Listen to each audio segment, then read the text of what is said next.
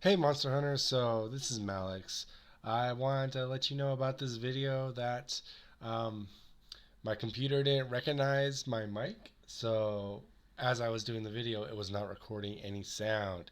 So I went back and I kind of talked about my thought process while I was going through, but if it feels weird, like I'm talking about something that isn't perfectly lined up with what my hands are doing, um, that's why. I apologize.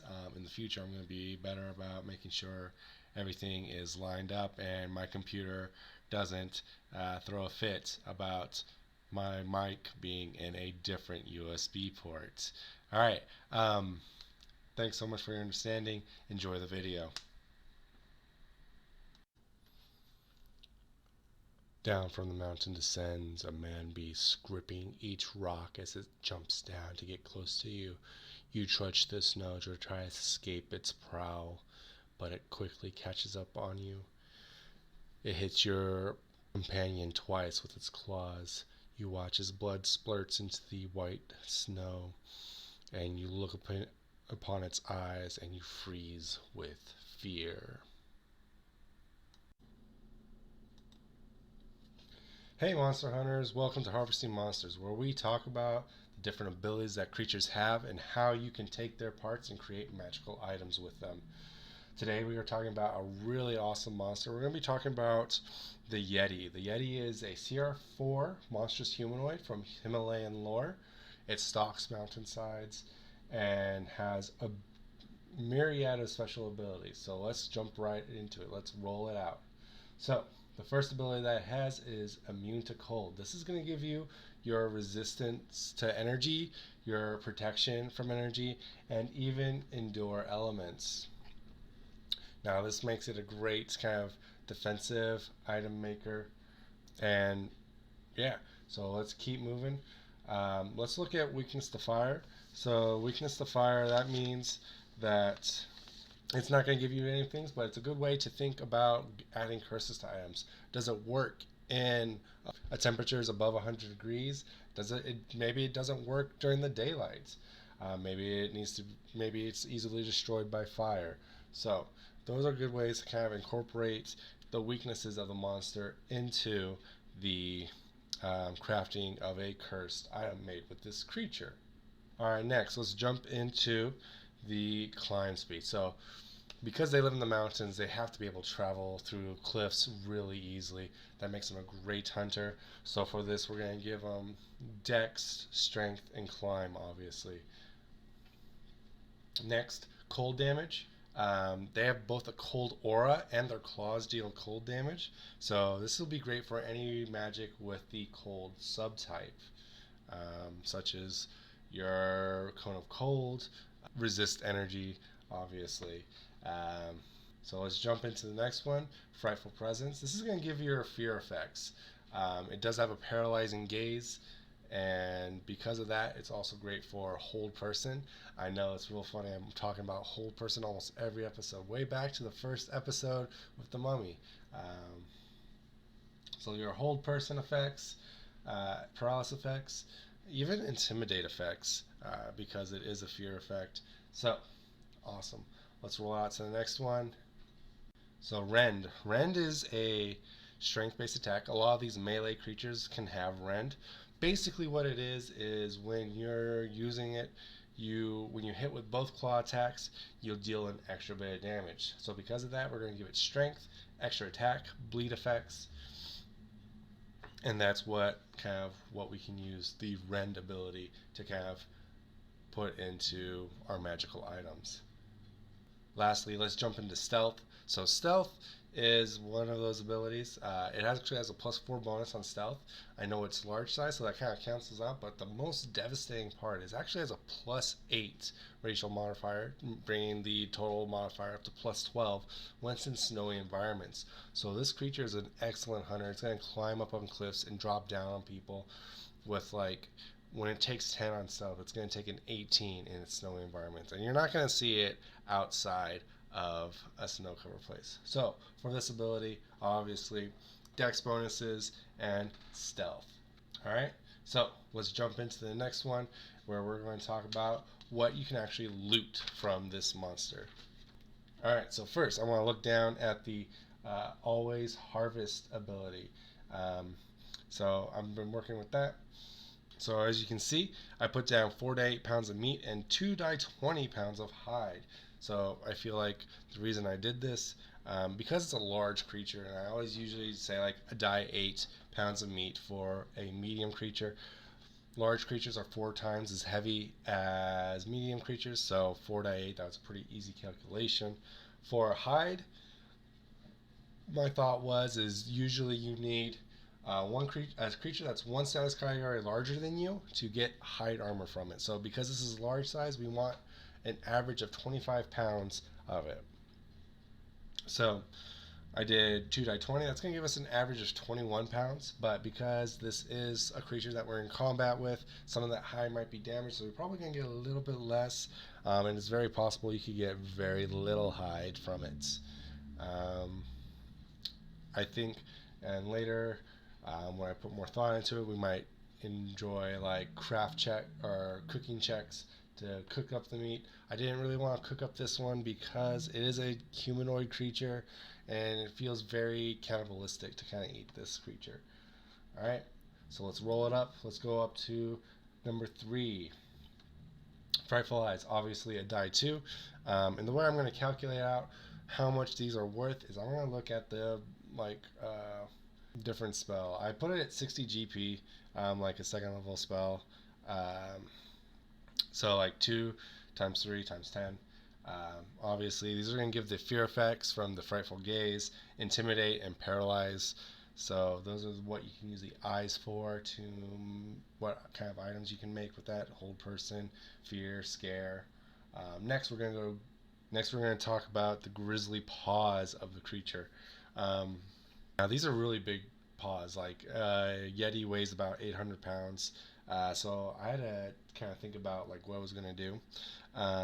But before we jump into that, like it gives you the climb ability, strength, extra attacks, cold damage, because that's what they're using their claws for. They're using it for climbing. They're using it for strength. It's dealing cold damage. It's going to weigh about 25 pounds, but that seems a little brutal to put on the players. So, what if we did like a range from about 10 to 25? Obviously, we're going to have a die 2. Obviously, so we're going to figure out what their cost. We're going to put it about half the eyeballs, and we're going to get probably a die 2 of them.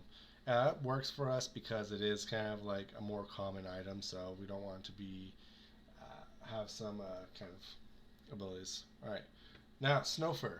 Snowfur, that's what's covering the Yeti's body. It's kind of competing for the hide, but the abilities it gives are resist cold, stealth. But like, what could it be worth? So we're gonna put it like a die. How about we put down a die 10? Good. All right, and what do we want it to be worth? I'm thinking we kind of want an average of get an average of like 300 gold pieces. So maybe if we put down 40 gold pieces, I think that'll work. All right, next we're gonna talk about monstrous feet. So this is gonna be real easy because they give stealth and dex. Those skills are related to each other, and they're gonna weigh the same as the hands. Like I mentioned before, or should have mentioned before, that these are about the same size as their hands. Obviously a die 2, and they're gonna be worth 30 gold pieces each.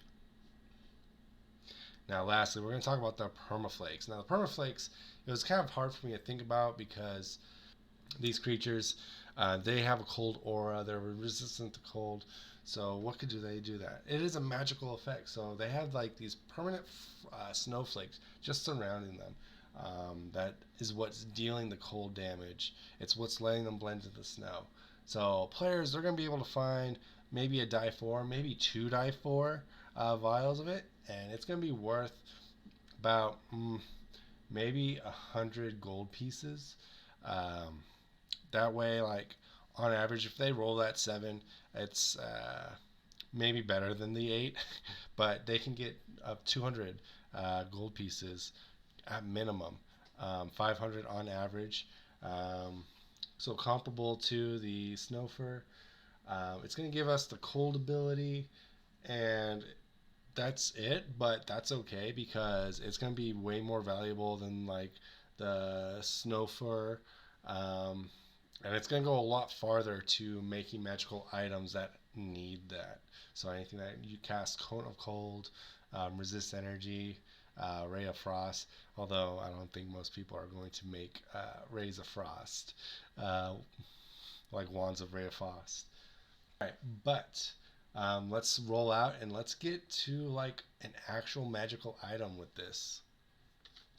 All right, so let's craft it out. Now, looking through the core rulebook, I actually found a item that was perfect for the Yeti's abilities. It's called the Winterland Boots, and it's a mere 2,500 gold pieces. Part of that is because it gives us endure elements and pass without a trace.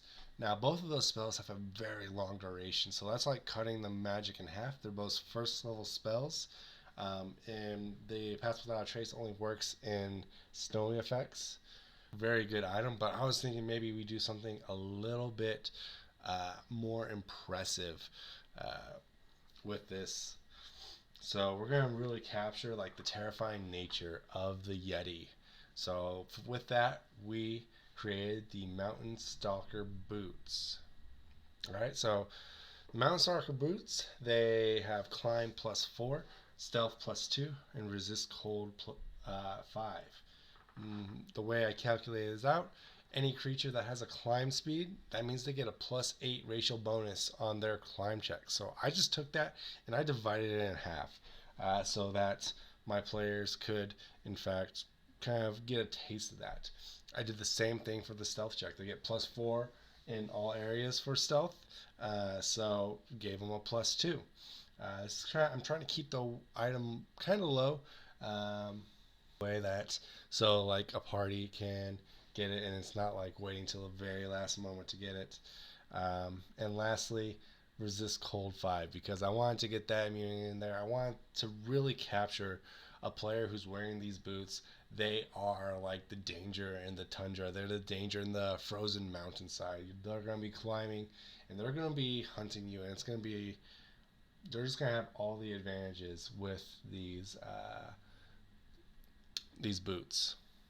Let me explain the calculation first. All right, so we're going to take the bonus, square it, and multiply by 100. And then we're going to do that again for the stealth. Now what? The resist cold is a spell, so second level spell times third level caster level. 2,000 GP because it's continuous. And then we have to find the modifier for the time limit. Resist cold has a duration of 10 minutes per level, so that's actually going to give it a modifier. Yep, a modifier of 1.5. Now we have a few other things to do. We need to calculate the different abilities thing, and there's a few different ways. So climb and stealth, I feel like those are very related abilities, so I'm very tempted to put those at 0.15. Oh yeah, I forgot to mention that would give us 10% or resist energy 10 for the cold energy. So we actually have to go through and multiply it by 1/2 or divide by 2, whatever you want to do. But let's go back to the other abilities now. I'm over here debating whether I want to be giving it 1.5 or 0.75. And what I ended up deciding is that we're going to just bring it down. So because climb and stealth are related, I was going to give it a 0.75, but I decided no, those aren't related to resist energy. So I gave climb a times 1.5 multiplier because it is different, but I gave the stealth a 0.75 because it was the same as the next highest ability. So that's kind of what you want to do when you're looking at it. If you have like 4 abilities, it can get tough if they have different things, if they're different in alternating order. But if as long as it's related to something that costs more above it, then I would recommend just cranking it down um, and doing the 1.5. All right, so I do these calculations.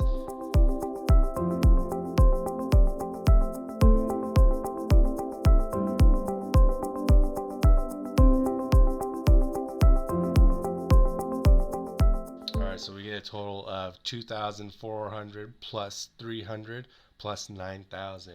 And that's going to total up to 11,700. Now, we want to figure out what level item this is. So what I usually do is I take a look at the DMG, the Dungeon Master's Guide, and I kind of see what the wealth is at every single level. So you're going to see here that I find that the average wealth of a level 7 character is 23,000. And with 23,000, we know that this item is just about half of that. So because it's half of that, I feel like this is a good item to have one of your level 7 players have. You don't kind of, it takes up half their wealth, so they have the other bit for other little items that they need. And really, the resist cold is what's boosting this up. So I hope you enjoyed this video. I'll see you in the outro. Keep rolling.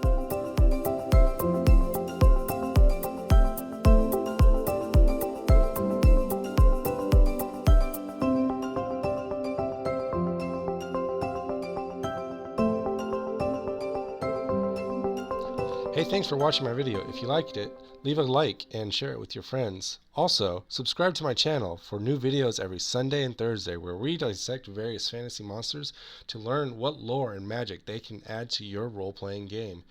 If you have a request for a creature, please leave it down in the comments down below and I'll break it down for you and your friends to use in your own game. Alright, thanks again. Keep at it. See you guys next time. Peace.